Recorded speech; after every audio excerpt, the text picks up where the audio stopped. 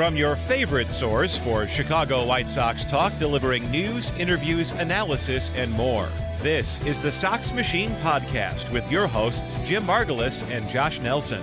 Thanks, Rob, and welcome to the Sox Machine Podcast. I'm your host, Josh Nelson, and it's Monday, July 10th, 2023. Welcome to the All-Star break, folks.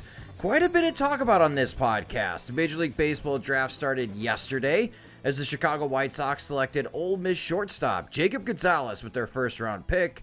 Today is the Home Run Derby, and we're going to draft our Home Run Derby hitters in this episode for a friendly contest as we root for Luis Robert Jr. to put on a show. Plus, we've got a trade rumor attached to the White Sox, and we'll talk about the nerdiest online baseball game that's trending, the Immaculate Grid. We're going to do our very best to limit the talk about the current White Sox. But joining me is the managing editor of SoxMachine.com. It's Jim Margulis. And hello, Jim. It was great to see you this weekend. Yes, congratulations. You did not mention the biggest news update from the past week, which is that you got married, had a great party reception at a great location that I've passed by a billion times and never knew what was in it on 35th Street at the Bridgeport Arts Center. Lovely seeing you. Lovely seeing everybody. Great food, great atmosphere.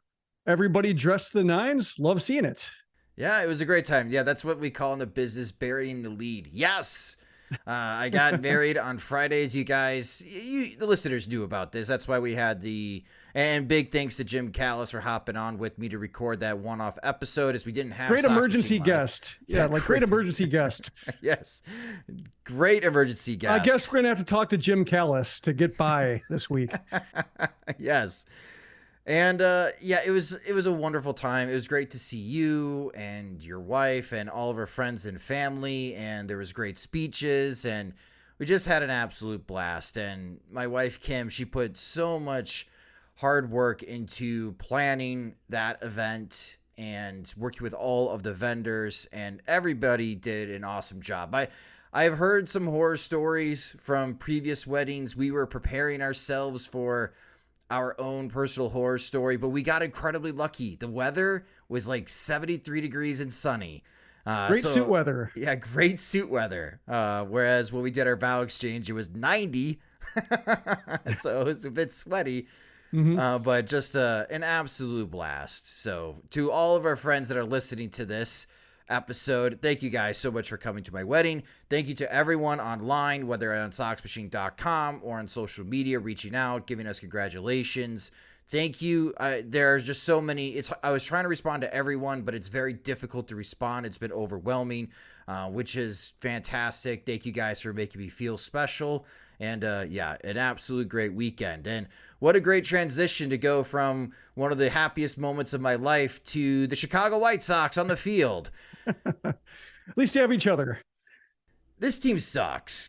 That's the only way I can put it. Like, they suck. I missed a lot of White Sox baseball this week. Obviously, preparing for the big day, having multiple big days. I went to the game on Sunday. And as I wrote the game recap, the headline, more of the same, it is more of the same. Like, they play really bad baseball, but they're playing against a team that's equally bad, making numerous mistakes. Somehow the White Sox have the lead. Somehow the White Sox could win the game, but they don't. And on this 6-game homestand before the All-Star break, they go 1-5. And this is after losing 2 out of 3 against Oakland. So they've lost 7 of their last 9 games. They're 16 games below 500. And I tweeted this out over the week. We could stop pretending. I don't think anyone has any hopes that the White Sox are going to catch the Minnesota Twins now in the American League Central. It's too big of a hole to climb out of, especially with the trade deadline coming quickly. And we do have a trade rumor to talk about. But Jim, where do you even want to start with what has been going on the field for the Chicago White Sox? Well, it was going into the series, reading about the Cardinals, following the people I follow on Twitter who follow the Cardinals, just what the standings say, what the stats say. Like, my impression was that they're the National League White Sox. And after 3 games watching them, they are the National League White Sox. And the White Sox met their match And I don't think either team came away pleased with it. Like even the Cardinals coming away 2 of 3, like that's not going to inspire confidence the way they played against a team playing as poorly as they are, like committing 3 errors. Like they committed 3 errors and won, but also they committed 3 errors against the White Sox and won by 1 run when the White Sox just, are kind of mailing it at this point, I feel. And I think where I want to start, and maybe all I want to talk about, because I didn't see much of Sunday's game. I was driving back from Chicago and Nashville, caught most of it on St. Louis radio over the air, John Rooney calling it. So it was good to catch up with John Rooney. Felt like, nice. Yeah, felt like an old friend there calling a White Sox game. That was pleasant. And I lost reception just as the bottom of the 8th inning was coming to a close. So I was driving. So I saw the score and I got home and thought, like, I'm not even going to look how this happened. I'm just going to unpack the car. You got the recap. It's not my job today. But I want to start with the quote that you opened the recap with, because I saw that, I think during lunch, before going on the road, before the game started. There's nothing, I guess I'll preface it by saying there's nothing Pedro Grifol can say, but this was a bad thing to say. So this is from, I saw it from the Sun-Times, but said, I think the foundation is being set. We've got some work to do, but the foundation is in place and we just got to continue to really focus on it. I believe that's a really big part of building a sustainable championship organization. Culture is a big part of it. It's not quantifiable. A lot of people don't believe in it. I've lived it. When you go to 2 World Series in a row and you see a clubhouse and you see an organization, and you see a culture in place, I just believe in culture. And the thing that jumped out to me about this quote is it sounds like fraud. Not like in the pejorative sense or like the kind of the knee jerk, like, Skip Bayless calling LeBron James a fraud just because like he doesn't win as many championships as he should or whatnot. But just in the sense of like saying this before a trade deadline where a quarter of the roster could go if the White Sox are as active as they should be. What does culture look like after you tear like all the veterans off the roster and sell it for parts? Like that feels like just kind of trying to keep the shareholder value afloat while you're trying to get rid of your own shares before it crashes and before you lose a lot of money. That's kind of what it felt like here, because after like July 31st, the first weekend of August, like this team may be, largely unrecognizable, especially if they really cut to the bone. And what does even this mean? Does he even know the team he's leading at that point? So it just felt like time, an answer to fill time, but just, man, it's like, what culture when the team may not even exist as he knew it, and the team that he was brought in to lead. And hours later, maybe after he gave that quote to the White Sox media scrum, Elvis Andrus gets a ground ball hit to him. Wilson Contreras, a catcher, is on first base. And instead of throwing to second base to start a double play, Andrus has a mental lapse. It goes to first base, which I would only assume that he forgot how many outs there were. And then Eloy Jimenez. Like, what the hell, man, was that against Steven Matz in the second inning? Like, it looks on video that Eloy is verbally trying to get a timeout for the home umpire. It's not granted. So instead of just, going to panic mode to foul off the pitch or something to stay active, he walks out of the batter's box. Mm-hmm. Like, the pitch is not even thrown. And Eloy Jimenez is leaving the batter's box. And the pitch is very hittable. It's in the strike zone, and he strikes out that way. Like, that's a terrible look. Like, for a manager to say, I believe in culture and the foundation, we're building it. It's there. I know we're struggling in the win-loss column, but man, I believe in our culture. I believe in the foundation. And you see that in the first 2 innings of the game. And it's like, there couldn't be a bigger disconnect between what Pedro Grifol is saying and what's actually happening on the field for the Chicago White Sox. And to your point, Jim, in a couple of weeks, this team could flip on its head. Lucas Giolito could be gone. Lance Lynn, we'll talk about him in a moment. He could be gone. Kendall Graveman, who blew the save, he could be gone. We'll see in just how much or how active the White Sox front office is before the trade deadline. But yeah, there's a disconnect here in what Grifol says and what's happening on the field.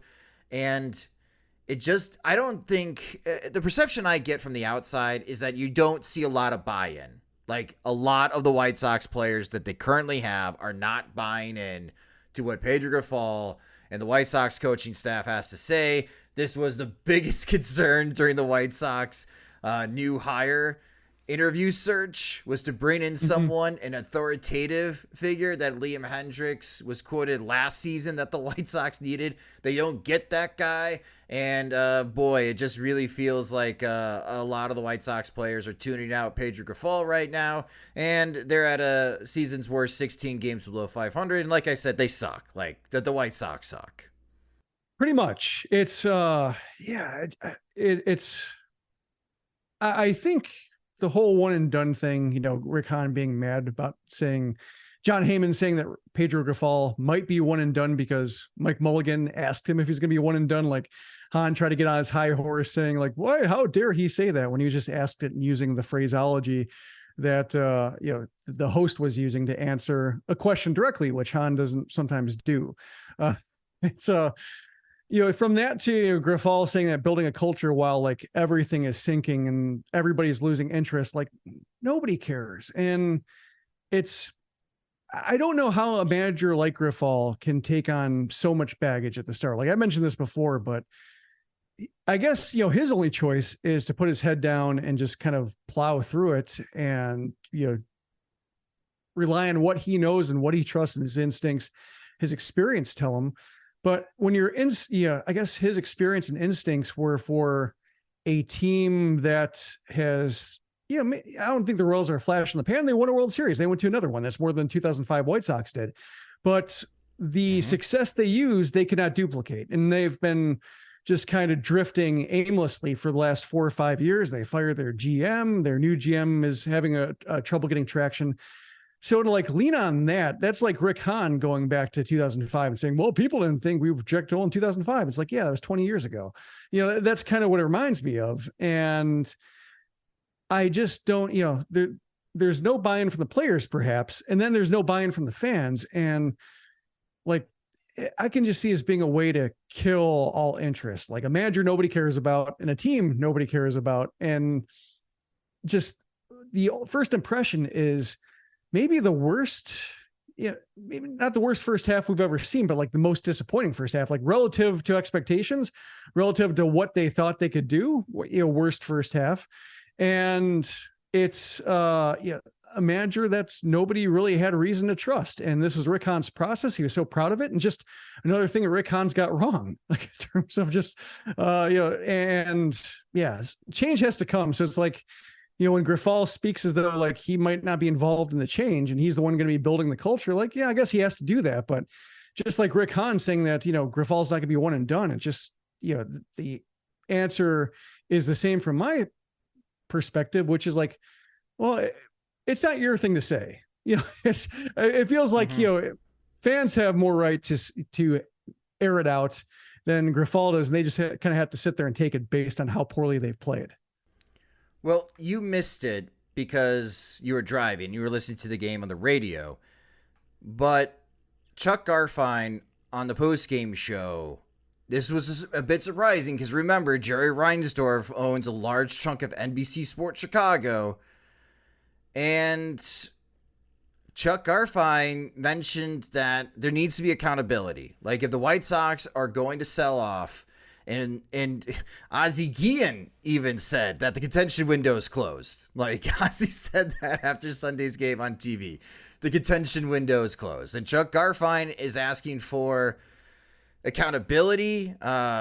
Civil and Waddle on ESPN 1000, their Twitter account is, stumping for Theo Epstein to come back to Chicago and work in the White Sox front office. And obviously ESPN 1000 is the radio home of the Chicago White Sox.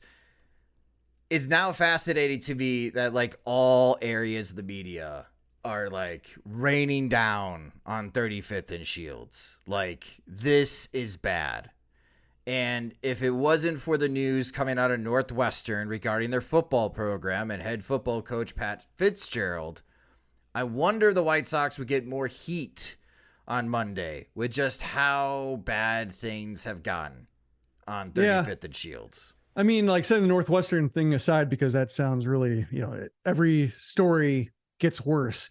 I just think that the White Sox have played so poorly for so long that everything that can be said has already been said and just being reiterated over and over again. So I don't know if the All-Star break would bring a whole lot of new venom in spite. I think it's just more a matter of like, do you want this guy being in charge of the trade deadline? Just because right. I think of Detroit with Al Avila being in charge of the trade deadline, and then they really didn't move anybody. They had kind of a pretty static deadline, especially with all the relievers they could have shipped out. And then he got fired afterwards. Like that was seemed like the last straw. And Hahn is so afraid of being transactional and making trades that I think I almost would prefer Kenny Williams just to kind of take over like Bob Pulford style with the Blackhawks and just say I'm leaving this for the time being, except my only objection to that is that I don't know what Kenny Williams does and whether he pays attention. So I don't want him evaluating the team's talent if he's just been mailing it in and based on the product on the field. You just have to trust a lot of people aren't doing their job. So it's really a messy situation, and you have to hope that Hahn is somebody he's never been. And I'm going to have some posts about this after the draft calms down and we turn our attention towards the trade deadline, because really after the draft, that's really all White Sox fans have left, because even September is looking pretty rough in terms of September call-ups. I don't think anybody's going to be tuning in to see Lenine Sosa get a third chance or Oscar Colas if he hasn't figured out yet. Keep going. It's going to be a drag towards the end. Yeah, it's a very dour situation regarding the White Sox. So let's talk about a trade rumor here. It involves Lance Lynn. The source comes from Bob Nightingale in his USA Today column on Sunday, mentioning that the Texas Rangers are very interested in acquiring Lance Lynn, but the asking price is too high at the moment. And that caught my attention, Jim. It is subjective on what it means, the asking price being too high. Is it a top 5 prospect? Is it a top 10 prospect? Whatever the asking price is for the White Sox, the Texas Rangers think it's too high. If it wasn't, the Texas Rangers have already got ahead out of the market by acquiring Aroldis Chapman from the Kansas City Royals. So Chris Young, the general manager of the Texas Rangers, he's on the hunt to try to add players to a Rangers team that's trying to do their very best and outlasting the Houston Astros in the American League West. But the asking price being too high, and I had good debates on Twitter about this. Our friend Paul Riker, he and I respectfully disagree on what the White Sox should do. If I'm Rick Hahn, I would try to unload Lance Lynn this week, because I just think it's a little risky if you're going to hold on to Lance Lynn before the end of the month, because he's older. We've seen nagging injuries come up. Yeah, he struck out 11 against the Toronto Blue Jays team. That Blue Jays team, Jim, got no hit by the Detroit Tigers later in the week. Yeah, that crossed my mind. Yeah, you pitch Lance Lynn against Atlanta, and what if they score 8 runs off of him? And then suddenly people's minds change. I think the highest value for Lance Lynn is right now.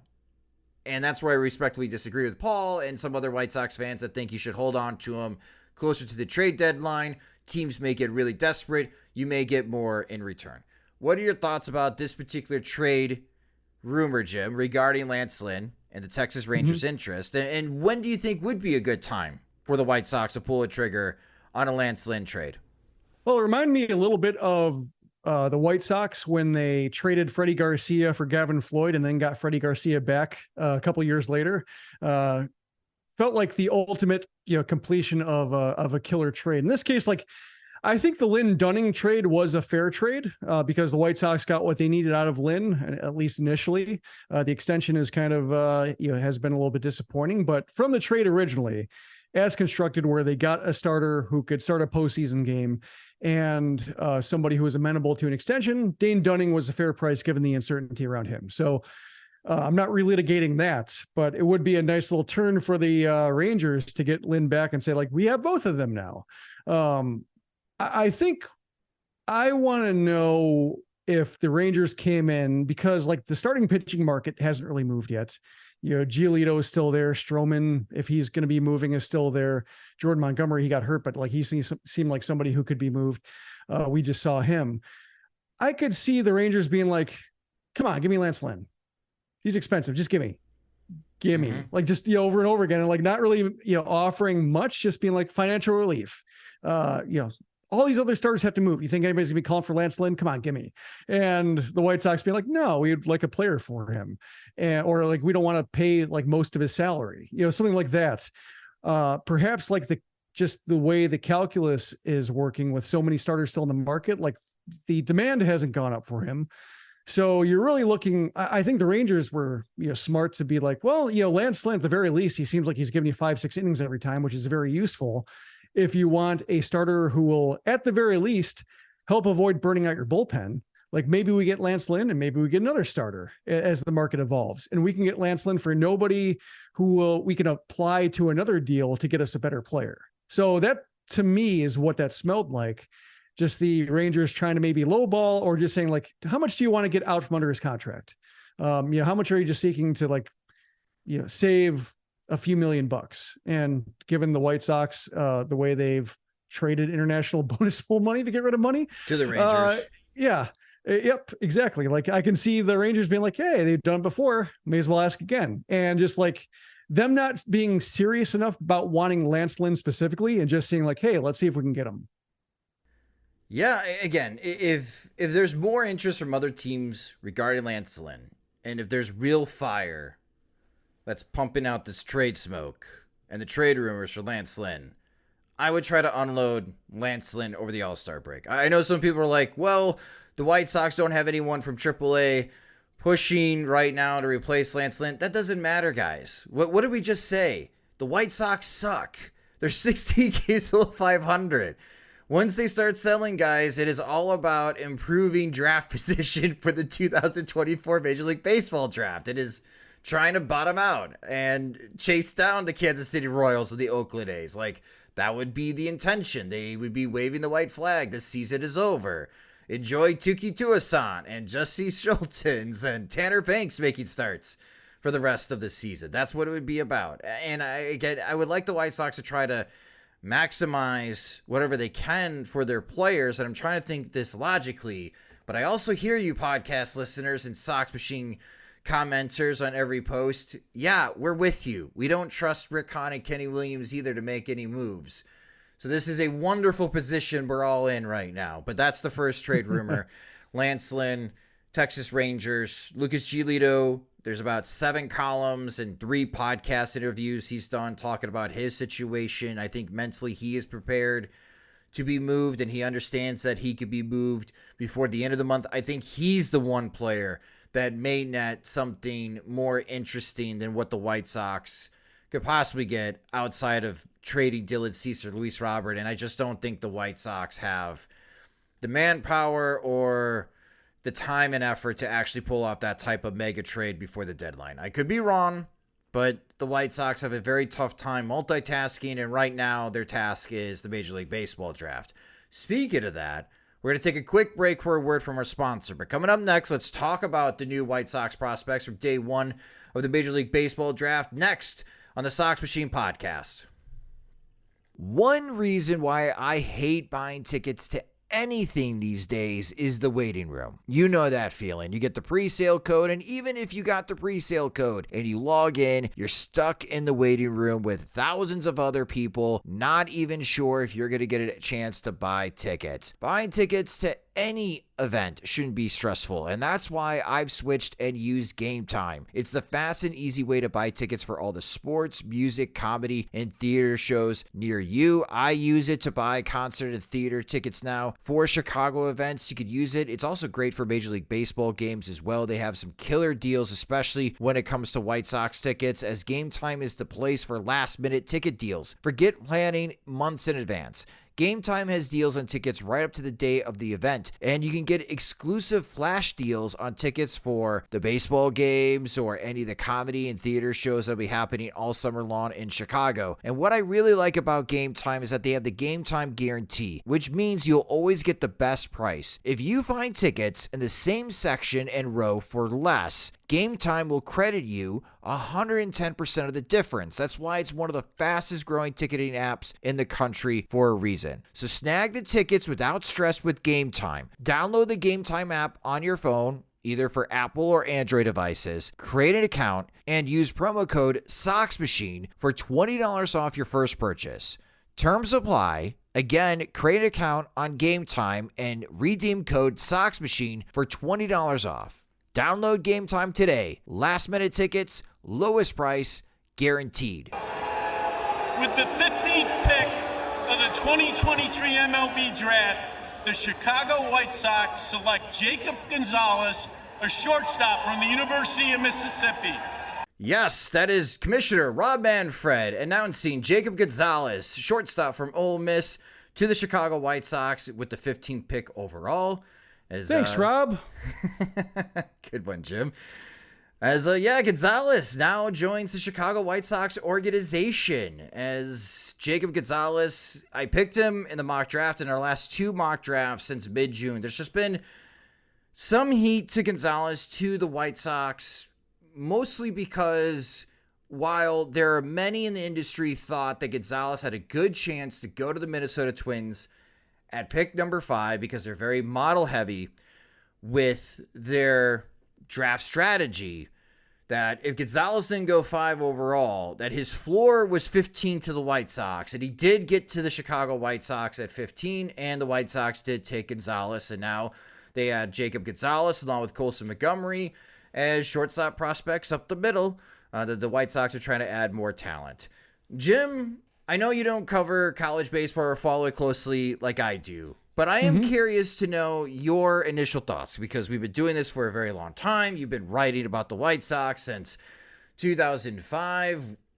Even if you don't cover college baseball, even if you're not super into the prep showcases, everyone that's a White Sox fan is very familiar with the highs and the very, very lows of the White Sox draft effort. So what are your initial impressions of the White Sox selecting Jacob Gonzalez? Yeah, now that Gonzalez is a member of the White Sox, I feel like I can judge harshly. Now he's in my jurisdiction, so I can pull him over and write him up. Now, to me, the pick struck me as we've seen the White Sox draft for need in the first round, like either 26-man roster need or a 40-man roster need. And this feels like Mike Shirley's version of drafting for need, because we've seen him last two first rounds, Colson Montgomery and Noah Schultz, drafting not for need, drafting for, it really felt like best player available, player he was most excited about, not worried about timeline, when he's going to get to the majors, the risk that he might not get to the majors, but just really being attracted to the talent. And if he gets there at 2025 or 2027, what have you, if a surgery gets in the way, like, so be it. Like, he really believed in the guy. This feels like somebody they want to put a timetable on, a timestamp on. And so that makes me a little bit nervous, just because we saw like the Nick Hostetler era was all about that, with Jake Berger and Gavin Sheets and, Zach Collins and Nick Madrigal, and Andrew Vaughn was that kind of guy. Just how fast can we get him up? Like, when can we plug him into the 40-man roster? And when can he take over for a player who's already there? This feels like that, but to give Gonzalez, like, to not saddle him with the burden of being drafted by this organization. It does seem like, while he's left-handed and has seemingly good plate discipline and good bat-to-ball skills, which the White Sox need, and he is at an up-the-middle position, whereas, Jake Berger was a third baseman who probably had to move to first. Zach Collins was a catcher, probably had to move to first. Like, it seems like even if Gonzalez isn't a shortstop, he can move to third base. I've seen second, but if he's foot slow, I would say, probably third base seems like the better fit. That already seems more useful. It doesn't seem like he has a hitch in the swing like that Collins had that makes him completely exploitable. The one thing I've seen in multiple places was that he kind of just bails out or steps in the bucket, and looks like he might be able to give away the outer third, and Major League pitching might make him roll over. That sounds like, a concern, but also when you're drafting in the middle of the first round, you're not getting a sure thing. So like when it comes to the talent, like it does feel like somebody they want to fast track. And it feels like if it doesn't go exactly to plan, they still can get a useful player, which they really couldn't get with some of their recent picks, even going out to Garrett Crochet, although that was a different set of circumstances with the pandemic. But just, drafting for safety, drafting for how fast they could plug them into the major league roster. This feels like that, but a little bit more versatile. And maybe that's a reflection of the deepness of the draft, or the depth of the draft, to where like a player who would normally be unavailable at 15 is available at 15. And maybe people are starting to pick nits because of where he's drafted rather than being like, oh, he's just not as exciting as like the top 7 players in a really exciting draft. Well, I think what also doesn't help is that Kyle Teal, the catcher from Virginia, came so close to the White Sox, taken 14th overall to the Boston Red Sox. If Teal fell to the White Sox at 15, I wonder if that is the direction the White Sox would have taken, even though there wasn't a lot of discussion about the White Sox heavily scouting Kyle Teal. But watching Jacob Gonzalez, especially over the last 2 years at Ole Miss at shortstop, I want to address as far as like the biggest fault against him and maybe why he did slide is the level of athleticism, where you have a lot of scouts saying it is below average. And where I think you see it is that he's not going to get a lot of infield hits. Even though he bats left-handed, his home to first speed is not that great. And I think it's going to be a lot of doubles. It's going to be very few triples from Jacob Gonzalez. But when he's on the field defensively, I find that he has great anticipation at Ole Miss playing shortstop. And the anticipation, I think, does wonders in catching up with maybe the lack of foot speed that he has at the position. I think he's got great hands. I think he's got a very strong arm at the shortstop position. I'm confident that Jacob Gonzalez could play shortstop professionally. With that being said, I do like Colson Montgomery's athleticism more than Jacob Gonzalez. So if you're asking me, Josh, who do you like as being a future shortstop of the major leagues, I'm probably going to side with Colson Montgomery because I think Montgomery just has more range. And I think Gonzalez would have no problem at all moving over to third base. I know the White Sox are trying their very best to develop Brian Ramos at third base, Jim.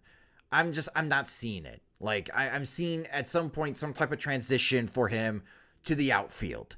And if the White Sox plan in the next couple of years is that we're swapping out Tim Anderson and Yohan McCott in the left side of the infield with the hopes that Colson Montgomery and Jacob Gonzalez could take over those positions, I can see what their strategy is. There was Braden Taylor, the third baseman from TCU, which I know there's some questions about his ability to play third base. My draft crush, Brock Wilken from Wake Forest, the third baseman. There's some questions about him defensively at third base. Those guys were still on the board if the White Sox were looking for a true third baseman. But I think they're also trying to cover their gaps here by taking a shortstop. And I think that should be the strategy for the White Sox moving forward, position player-wise. I find it easier for teams to move shortstops from a college program because they have a certain level of athleticism or a certain level of defensive ability that you can move them if you have a shortstop in place to other positions in the infield. It's a lot easier to do that than, say, taking first baseman in college and moving them to the outfield. Yeah, I think I like Ramos at third base more than you. But even then, that's not a problem because, like, hey, if you have like 3 players on the left side of your infield for 2 spots, like that's how you get a pitcher. By trading one of those guys, making a transaction happen and not being afraid to deal to try to solve a weakness with a little bit of depth. So, depending on where, how it shakes out, like it's fine if he has to play third. I think when it comes to just what the White Sox try and do, this is where you get to the, area of who's going to be in charge of this team and, who's going to be driving it. And that's, I think, what kind of lingers over this and maybe clouds some of the optimism just because there's just a pervasive stink through everything right now to where even like Jacob Gonzalez is a little bit tainted by just being drafted by this organization. But yeah, I think it's an okay pick. And I'm reading the tweets that are coming through because as we're recording this, Gonzalez is talking to the media, and James Fox relayed that the White Sox did meet with him at the draft combine. Gonzalez said that he noted that they showed so late in the process, though. Yeah. Before you read that quote, Okay. for the White Sox to finally meet Gonzalez at the draft combine, that was after the college season. So that's my first thought. Go ahead. He said he noted that they showed an analyzed video of his swing in a really hands-on visit. So perhaps they came late, but came heavy. Perhaps they liked what they saw. Yeah. So either way, so it's not like they just completely caught him by surprise. So there's that. But I think it's fine. Like, I'm curious, like, what his timetable is going to be, especially initially this year, like with what the White Sox being so lost at the major league level. Like, maybe if they were contending, you might see him at Winston-Salem out of the gates, or like, Kannapolis to Winston-Salem in a hurry to see like if he could help the 2024 team. But with them looking at a retooling, perhaps they played a bit slower, and even if they want to rush him through, like, they can at least afford to take it slower, out of the gate, just because they don't need that immediate help. Yeah, I think Kannapolis is fine. I mean, it's also fun. Yeah. He's had a break. Unfortunately, Ole Miss did not make the postseason this year. Ole Miss had a step back. I mean, they were a top 5 team coming into the country, and just overall as a team, they couldn't click this year. And for those that did watch college baseball, we found out very quickly on how strong the SEC was. So if you were not on your A game, you quickly fell behind. But I just remember with Ole Miss being a late entry into the 2022 postseason, and Jacob Gonzalez getting hot, and just being like, when you're watching that Ole Miss team, that's where the hype really began for Jacob Gonzalez coming to the season, because he was regarded as a top 10 prospect coming into this season. And even the Sox Machine top 100, we had him 10th overall. And just based on building a consensus with all of the publications that build out these huge draft lists, talking to all the scouts and etc. So I think it's a good pick for the White Sox. I think it's a good get. Again, there's a lot of talk about him going 5th overall to the Minnesota Twins, but he falls to the White Sox at pick 15. And well, we'll see where it goes. I mean, James Fox and I had a lot of conversations about Yohandy Morales, the third baseman from Miami. And I nicknamed him the most White Sox prospect in the draft, because while you can watch the highlight film, and yeah, he might have a chance to hit 30 home runs in the majors, and he can make some highlight plays defensively, he's incredibly aggressive early in the count, and he does not walk, and he strikes out a lot.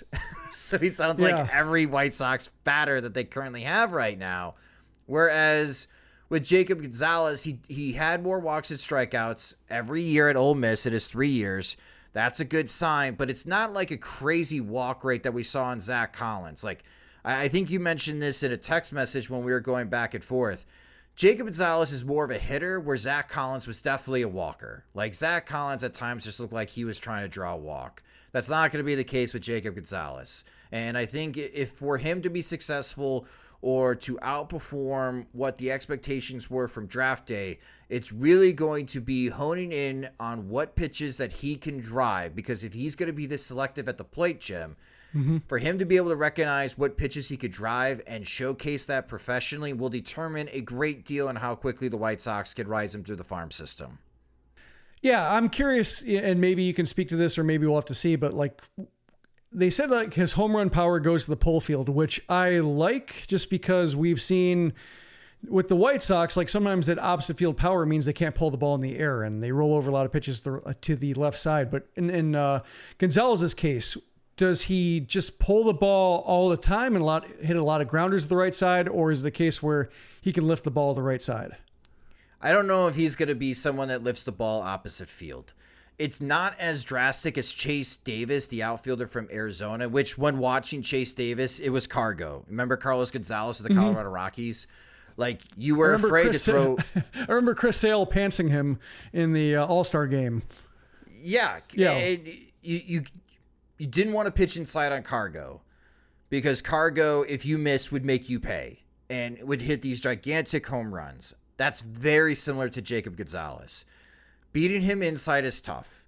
So what a lot of right-handed pitchers especially threw their off-speed pitches towards the outside corner against Jacob Gonzalez, that is something, and that's a fair critique, that is something he's going to have to learn professionally, is to do a better job of trying to hit line drives to left field on pitches, especially soft stuff to the outside corner.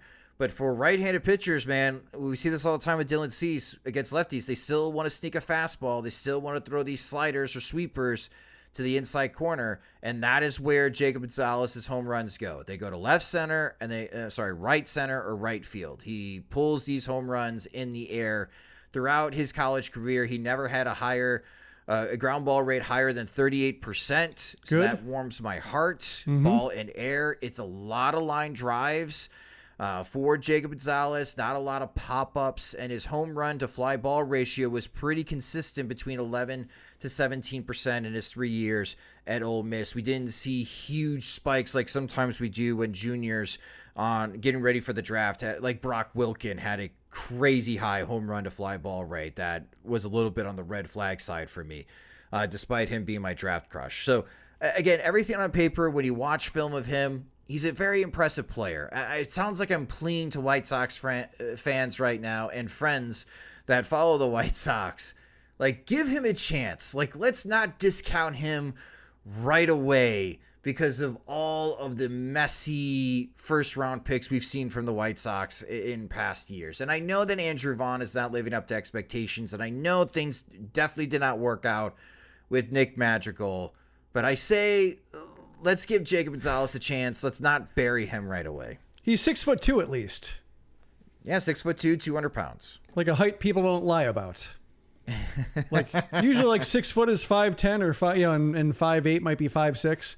Like 6'2", like, it's neither too tall nor too short. I think players who are 6'2" are usually 6'2".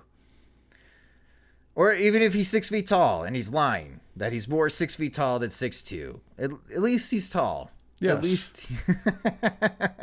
And he has we'll levers. See, yes, we'll see where he goes. And, for the rest of the draft day for the Chicago White Sox, again, they had the first 2 rounds on Sunday night, and then they have the rest of the rounds 3 through 10 for the White Sox.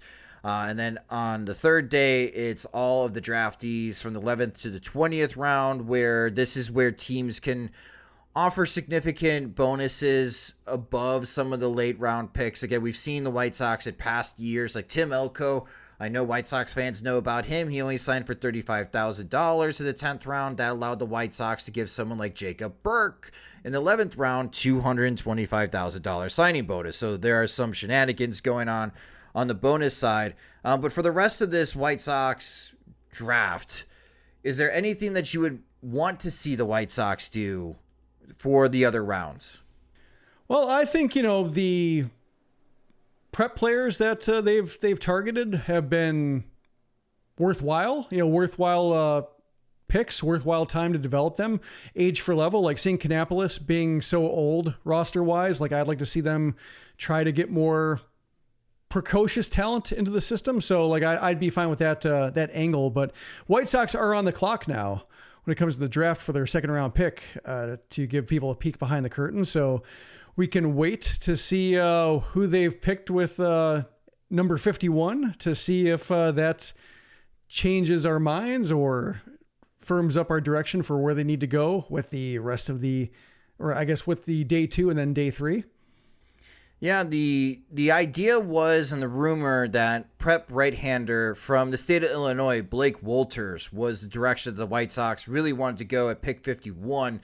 But the Kansas City Royals took Blake Wolters at pick 44. That's one of the problems here for teams trying to push prep talent into the second round, is that other teams have those ideas as well, and they take the guy that you're looking for.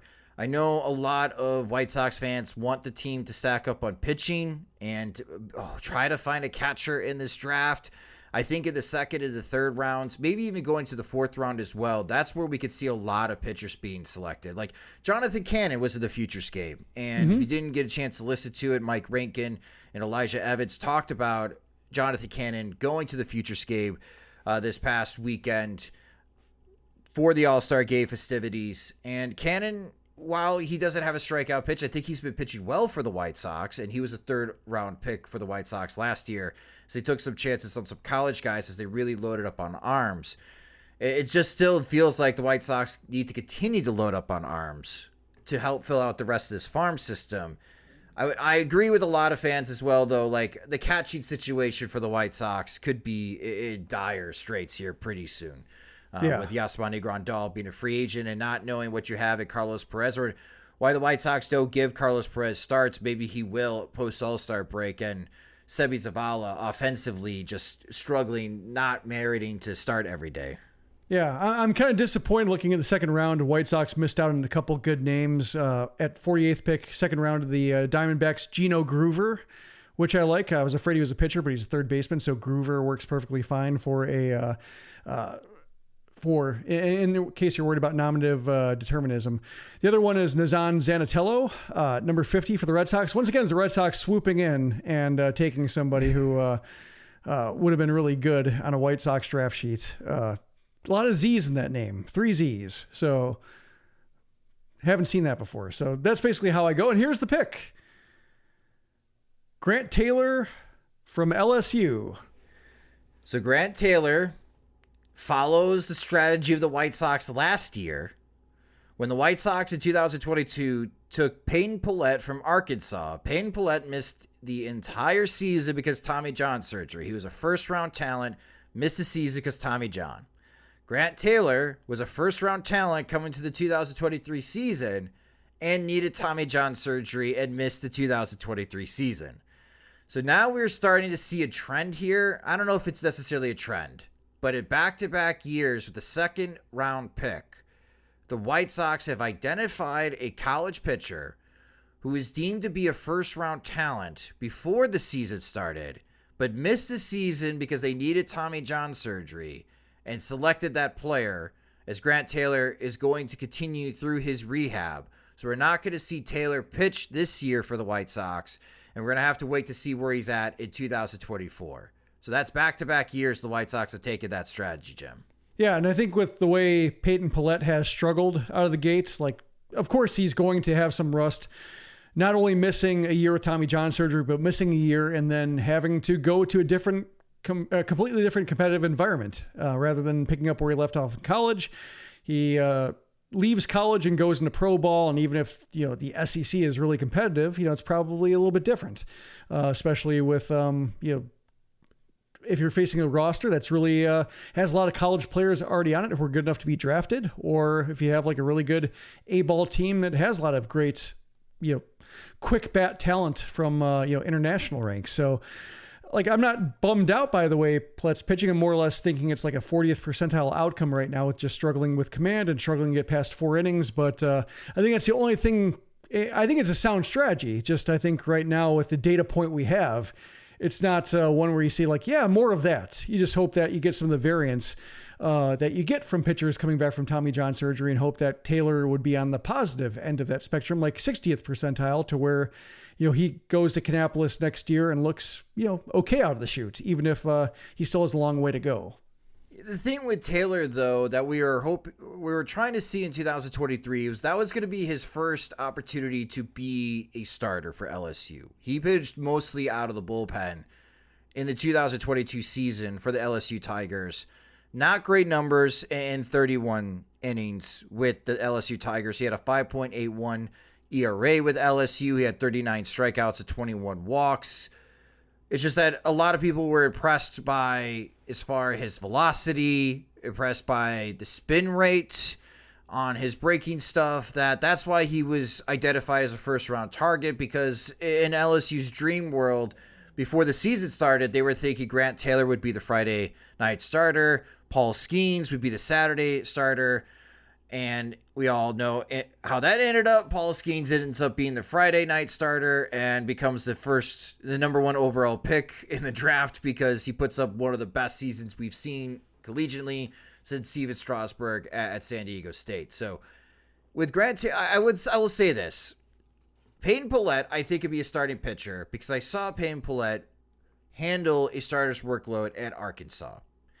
Grant Taylor, I don't know.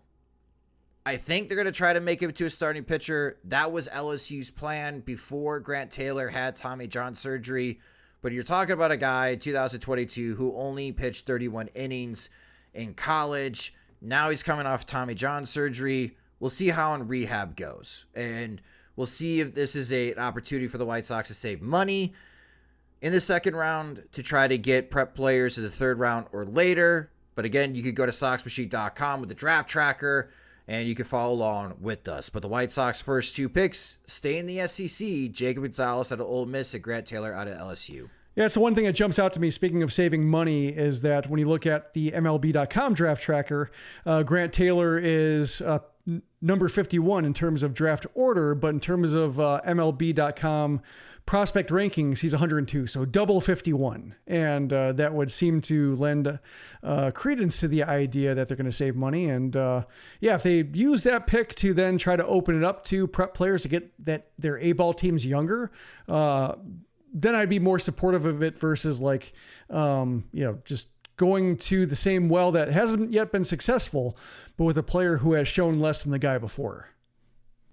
Yeah, in the top 100, we had him 74th. MLB had him at 102, Baseball America 81, ESPN at 98. Keith Law, The Athletic, had him 94, and then Future Stars Series had him as the highest at number 58. So you do have 4 of the 5 major publications having Grant Taylor in the top 100. But to Jim's point, this is pick 51, so let's see on how the rest of the draft picks go for the Chicago White Sox as they're looking to save some money with using Grant Taylor in the second round. And again, you get all of the updated draft information on SoxMachine.com on Monday during the draft tracker for rounds 3 through 10. And of course, Mike Rankin and James Fox of the Future Sox podcast will be recapping the MLB draft overall when it's been completed on Wednesday. But Jim and I are going to take a quick break here. We're going to play a fun game. Speaking of draft, we're going to have our own draft as we draft our home run derby squads for the All-Star game. And speaking of fun games, we'll also talk about the new online fad, Immaculate Grid, after a word from our sponsor. There's no I in team, but there is one in Indeed, and that's the hiring platform that you need to build yours. When you're hiring, you need Indeed. Instead of spending hours on multiple job sites searching for candidates with the right skills, Indeed's a powerful hiring platform that can help you do it all. One of the things I love about Indeed is that it makes hiring all in one place so easy because Indeed does the hard work for you. They show you the candidates whose resumes on Indeed fit your description immediately after you post so you can hire faster. Join more than 3 million businesses worldwide that use Indeed to hire great talent fast. Start hiring now with a $75 sponsored job credit to upgrade your job post at Indeed.com/Blue Wire Sports. Offer good for a limited time. Claim your $75 credit now at Indeed.com/Blue Wire Sports. That's Indeed.com/Blue Wire Sports, and support the show by saying that you heard it on this podcast. Indeed.com/Blue Wire Sports. Terms and conditions apply. Need to hire? You need Indeed. Welcome back to the Sox Machine podcast. All right, so after talking about the Major League Baseball draft, it's time for us to have our own draft when it comes to the Home Run Derby. Luis Robert Jr. is part of the Home Run Derby, and not only is he part of the Home Run Derby, they've given him the number 1 seed as he'll be going up against the 8th seed Adley Rutschman of the Baltimore Orioles. The 4th seed is Adolis Garcia of the Texas Rangers against Randy Arozarena of the Tampa Bay Rays. The 3rd seed is Mookie Betts from the Los Angeles Dodgers against Vladimir Guerrero Jr. of the Toronto Blue Jays. And the 2 seed is Peter Alonso against 7th seed, the hometown favorite, Julio Rodriguez of the Seattle Mariners. But what we're going to do is we're going to draft our home run derby squads. And in this game, this friendly competition, Jim, it's all about total home runs hit during the home run derby. So Jim and I are going to draft a squad of 4 hitters. And I've given Jim the number 1 pick. So we're going to go back and forth every other. So Jim, out of your home run derby squad, who are you taking first? I'm going to go with Pete Alonso just because he's helped me out before. So I don't want to let him down.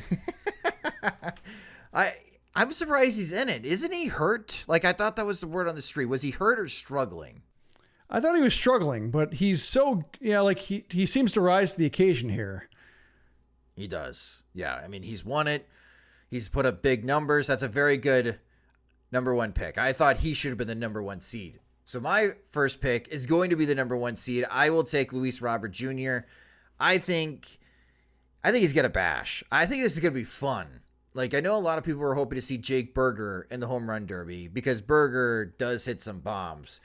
But some of the home runs Luis Robert has been hitting, Jim, have been monster shots in the games. And I think Luis Robert has the opportunity here to hit multiple 450-plus foot home runs and really get his name out there. I'm glad Luis Robert is doing this. He deserves more national recognition, especially not even being the top 20 for the fan voting. And then now people are realizing, oh my gosh, Luis Robert's like a top 5 position player in the league. Like, he deserves some more love. So I'm going with Luis Robert with my first pick.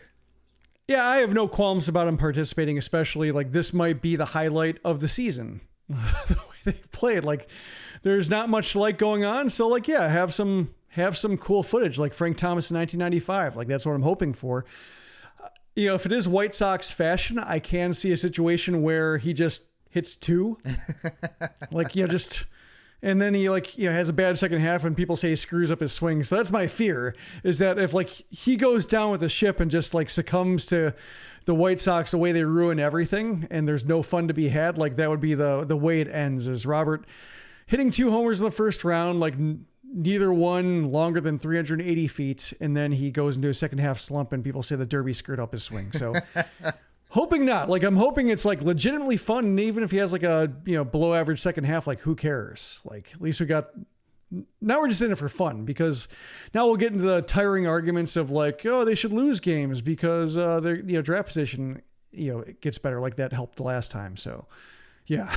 It's I'm not looking forward to the second half dialogue, so I just want to make it as fun as possible. So I'm rooting for you here that your first pick is better than mine. So who is your second pick? Randy Arozarena. Okay. I feel like this is kind of made for him. Yeah. This seems like something where I'm going to have a hell lot of fun and play the crowd, and just, even though he's not the hometown favorite, he seems to win people over. And I think he could do that here. He's a star. He really is. And to your point, he lives up to the moment. We saw that in the World Baseball Classic, playing for Team Mexico. Randy Arozarena plays up to the moment. And I'm with you, Jim. He could have a really big home run derby. I'm going to go with Mookie Betts with my second pick here. It's the number 3 seed. I'm a bit surprised that Betts wanted to do the home run derby. I think this is his first time doing the home run derby. But Betts was really excited to be part of the home run derby. So I'm going to ride along that excitement here and see if, I think he's the shortest guy in the bracket here. See where this takes me. So I'm going to go with Mookie Betts with my second pick. Yeah. He doesn't strike me as the home run derby type. Right. It almost seems like he's so good that it's beneath him. It's, I don't need that to bolster my resume and my MVP credentials and my, advertisements, everything like that. I'm good, and people know I'm good. So I'm surprised to see him participate, but I am intrigued just because he doesn't seem like somebody who would muscle up. But at the same time, there's usually one guy a year who kind of doesn't have,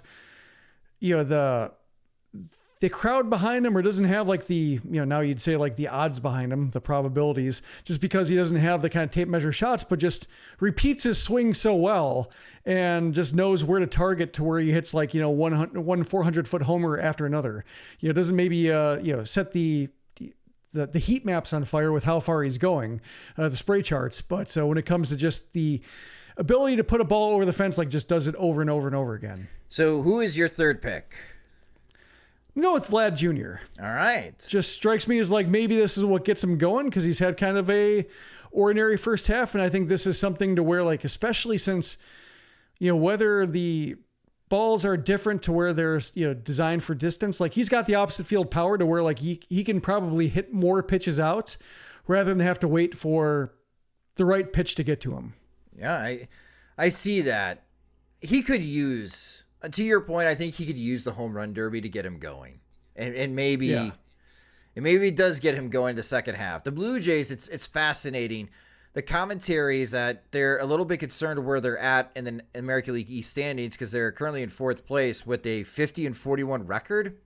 And I just laugh because the White Sox are in 4th place.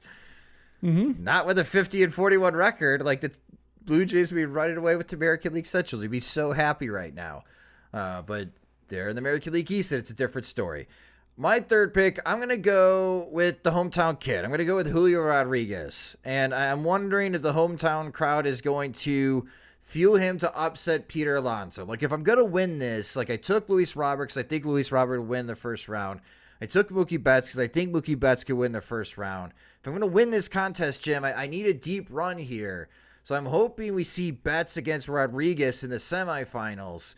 But it's going to require a lot of home runs to knock off Peter Alonso. So I'm hoping that Julio Rodriguez could feed off the home crowd and energize them to an upset. Yeah, I mean, like there always seems to be like a little bit of risk to where like the too much excitement and too high of expectations and can't quite get there. So like that's why I was reluctant, but I would love to see it as a baseball fan, as somebody who enjoys Julio Rodriguez's personality, as somebody who enjoys what Seattle is like when the Mariners are good and how lively that postseason atmosphere was like. That would be like, that's, I think, what I'm rooting for emotionally. I just don't know if he's gonna, there always seems to be like one guy who just gets into a rut early on, is, at like one homer at the halfway point and just can't get it going. And that's kind of what I fear there. All right. So we got 2 guys left. We got 2 picks left. Who are you taking with your last pick, Jim? I'm going with Garcia. Strikes me as somebody who is like a little bit out of place. Not in terms of home run total, but just like name recognition. Partially because like the Rangers have been out of it. They signed more important players, and yet Garcia is the guy, standing out. But like he strikes me as maybe the dark horse to where, like Todd Frazier, going to the finals, like, no, Todd Frazier doesn't really get anybody going, but he got there. And I think like Garcia could be the one who's like, who's this guy? Like there's, Rodriguez is the hometown guy. Alonso is the favorite. Roberts, really exciting. Vlad Jr. And like Garcia just kind of slips through and is like, oh, he's in the finals. Yeah. And eventually people warm up to him, but that's kind of my pick there. So you have both Garcia and Rosarena. They're facing each other first round, and that leaves me with Adley Rutschman. So I've got Robert and Rutschman in the first round. I'm hoping that both of them hit 40 home runs in the first round. Yeah. With Robert. Yeah, tire each other out. Need 41 to win this contest. So again, to recap, Jim's home run derby team: Peter Alonso, Randy Rosarena, Vlad Jr., and Adolis Garcia. My home run derby team is Luis Robert, Mookie Betts, Julio Rodriguez, and Adley Rutschman. I'll be launching a playback so you can watch the home run derby with us on Monday night, and we'll be tracking to see how we're doing and how we're faring with the home run derby. We'll post it on social media, so it'll be fun to see how Luis Robert does and how our home run derby teams do, and be fun to recap that. Yeah, I didn't, based on the order not being sure who was available, like, Rosarena versus Garcia, it brings to mind, like, reading about Luis Robert Jr. being persuaded to join the Derby because he was kind of cool to the idea early on, saying that, like, just representing Cuba. Like, I can see, like, Rosarena and Garcia going at it if, they truly, the pride of the country is on the line. Like, I'm hoping that does get that 40 homer output between the two of them, just going, toe to toe and bonus time and extra pitches, all that to really boost their totals. Yeah, Cuba's well represented. I mean, if Robert wins that first round over Rutschman, he's going to be facing a fellow countryman in that second round, either Adolis Garcia or Randy Rosarena. So that'll be good times. And again, the home run derby is Monday night. Be able to watch on ESPN. And then finally, before we sign off in this podcast episode, let's talk about the new trend, the new fad online. I find this game to be very fun. It's captured my attention like Wordle did before the New York Times bought it. Funny how that works. And it's called Immaculate Grid. And if you haven't checked it out, I believe it's immaculategrid.com is the website, Jim. Correct. And the whole point of Immaculate Grid, so you have 9 squares, and it's a baseball knowledge game. And you will see multiple teams at the top row, and you'll see, I should say, on the horizontal row, and you'll see teams on the vertical row, and you get 9 guesses. And for example, the one just going onto the website right now, on the top row, it's the Washington Nationals, the San Diego Padres, and 30 plus stolen base seasons. And then the left side going down is the Kansas City Royals, the Texas Rangers, and the Milwaukee Brewers. So using the Brewers Padres square, again, you only get 9 guesses and there's 9 squares. So to get Immaculate, you got to get all 9 right. So for like the Padres and Milwaukee Brewers, you got to pick a player that played for both teams. And this is what's really fun. And I enjoy when you post your squares, Jim, online, because the game within the game is how rare your score is. Like, you're trying to pick the most obscure players that have ever played for these teams or who have ever accomplished these feats. Like, I think one was like all-star for a team in the Milwaukee Brewers, and you picked Ben Sheets, and that got like 0.9%. I picked Jeff Jenkins. It was like 0.3%. I was so proud to have that low. So it's the game within the game. So while you can have the strategy of picking the most common players and get the Immaculate, you could definitely do that. But I've noticed, like in the baseball nerds, Jim, that they're trying to get the lowest rare score possible. And I'm curious of what your strategy is when you look at the Immaculate Grid daily. Now I've gone to the game within the game within the game, in which I try to see if I can get all White Sox or former White Sox players. And sometimes I like, because I got like 5 in a row. I was thinking like, okay, how can I make this harder? And then also, how can I make this more edifying to me as a White Sox player? How can I get content for Sox Machine? And in this case, so sometimes I do cheat, not in, I don't share my grids if I cheat, just because I'm trying to figure out like, is this possible to get all White Sox? And if maybe I should just do the whole puzzle and then look for it afterwards, but I just like seeing the scores.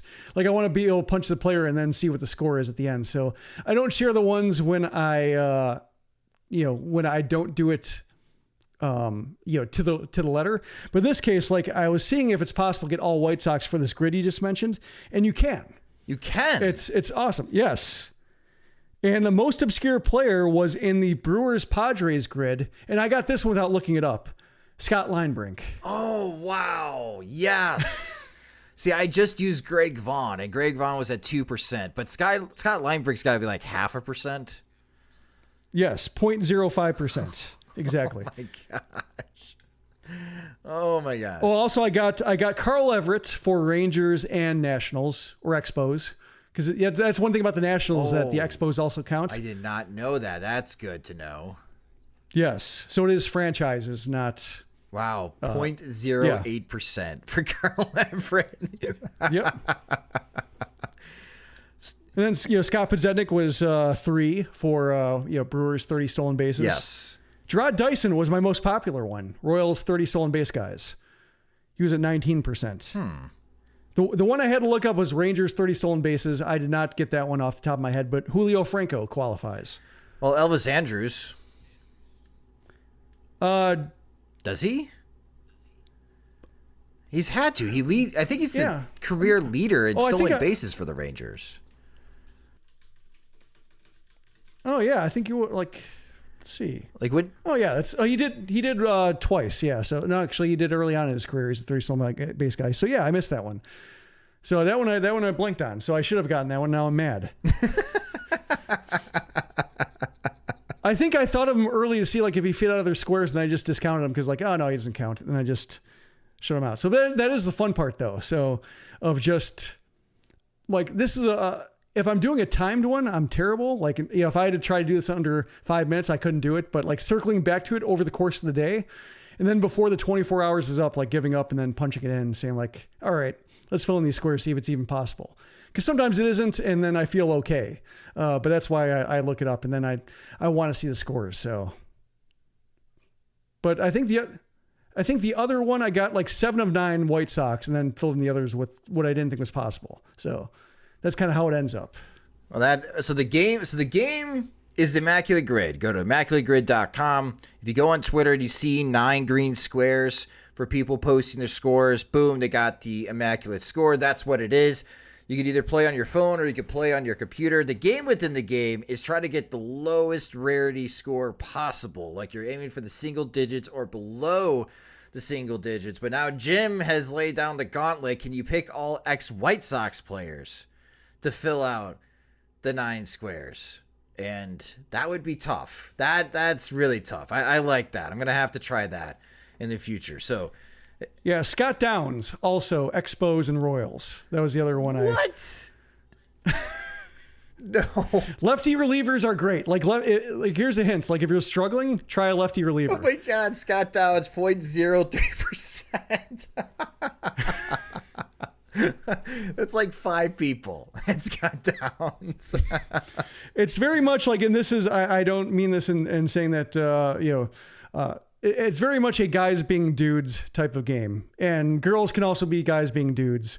It's not like, but just, sitting around and trying to name the most obscure player you can get a guffaw out of somebody is basically the spirit of the game. Yes, it really is. So again, ImmaculateGrid.com. If you go on our social media accounts and you notice that we post up the squares or we're blurring pictures, is because that's the other thing too. You don't want to just screenshot all the people that you have, because some people haven't played yet and you're giving away answers, kind of like Wordle when that started off. So you could blurry your images on social media so to hide it. So if people want to see it, they actually have to click a button and they get spoiled on the players that you pick. But it's fun. It'd be great to see in the Sox Machine comments on how you guys do, especially with how down things could be with the Chicago White Sox at the post-All-Star break. Something to keep our attention to. And of course, we'll be keeping our attention to the other races that are going on in Major League Baseball and the other breaking news as well with the trade deadline coming up. But that will do it for this episode of the Sox Machine podcast. Thank you guys so much for listening. And again, thank you guys for all the well wishes this past week as we get back to our regular schedule here. Things are a bit quiet, of course, with the All-Star break. We'll have Sox Machine Live to help preview the White Sox kick off their post-All-Star break schedule, which is a visit to the Atlanta Braves. Yay. That series is going to be a lot of fun to watch, as the Atlanta Braves are just juggernauts right now and the White Sox are not. But we'll preview that series later on this week with Sox Machine Live. Sox Machine Podcast, if you just discover it, you can subscribe to the show wherever you listen to podcasts, such as Spotify and Apple Music. We also post our shows onto our YouTube channel at youtube.com/Sox Machine. You can follow us on social media. We're on Twitter at Sox Machine. You can follow me on Twitter at SoxMachine_Josh. That is also our Instagram and our Threads. That's a new thing, a new social media company or app, whatever you want to call it. Threads now exists. We're also there on Threads at Sox Machine, and I'm on Threads at Sox Machine Josh. If you enjoy our work and you want more, you can get more by becoming a Patreon supporter at patreon.com/Sox Machine, where our Patreon supporters get exclusive content. They get ad-free versions of both the podcast and website, and when we have new Sox Machine swag in the store, they're the first ones to receive it. Monthly plans start at $2, or you can save with an annual subscription. Again, sign up at patreon.com/Sox Machine. The Sox Machine Podcast is a production of SoxMachine.com, your home for all things Chicago White Sox baseball, and part of the Blue Wire Podcast Network. Alongside Jim Margulis, I'm Josh Nelson. Thanks for listening and watching.